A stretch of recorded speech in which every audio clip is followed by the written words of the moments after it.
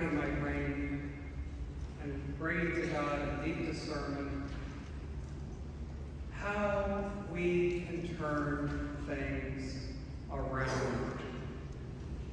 And I am convinced thoroughly that the core problem that we face, the core challenge, is that fewer people than ever are engaged with true religion. My suspicions were confirmed a few weeks ago when this survey was released, acknowledging that those who consider themselves affiliated with any faith in just 25 years has plummeted from 62% down to 39%. That's why there's so much chaos. They're looking for meaning in all the wrong places. They're participating in all the wrong things. We need to get them, everyone, engaged with the faith. We need to engage them. We need to make them realize, yes, Jesus won resurrection, salvation for us, but it's still up to every single person whether or not they're going to accept that. We engage them when we more deeply engage in the resurrection. And when we do that, we will engage in deeper and more pervasive rejoicing in everything we do, in everything we face. And the Marys today showed us how. The Marys were rewarded, honored, with at least 3 firsts because of their faith. They were the first to see the empty tomb. They were the first call to announce the resurrection. And they were the first to see and touch the resurrected Christ. That was just some of their reward for always seeking out Jesus. They arrived at the tomb before it was even daybreak, when it was still dangerous to go out there. They didn't care. They needed to do everything they could for Jesus. And that's reflected throughout Jesus' ministry, how they ministered to him. And most especially, they refused to leave his side during his darkest moment of his crucifixion. It's interesting, the angel calls Jesus the crucified to show that not only was that one act of supreme love and salvation done for all of us, it was done for all time, everywhere.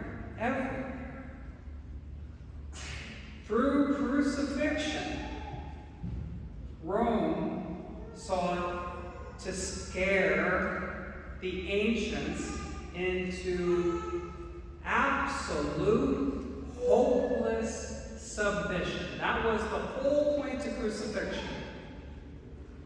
And today, the forces of evil use all of the terrible, tragic news and atrocities and brainwashing and all of the evils. They use that first and foremost to scare us into absolute and hopeless submission. The reason why we heard about the earthquake and the stone rolling and the lightning and the guards, these tough, brutish guards being paralyzed like kittens, was to show that definitively, absolutely, all the evils of the world combined are no match to God. The point of the empty tomb is to show that Jesus left behind death.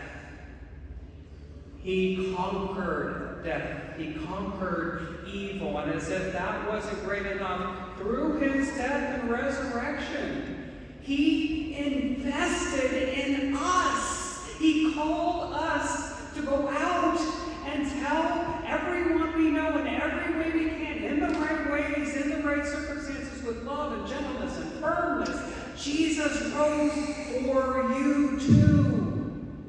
And he longs for you to accept that invitation for eternal happiness with him and all of our loved ones.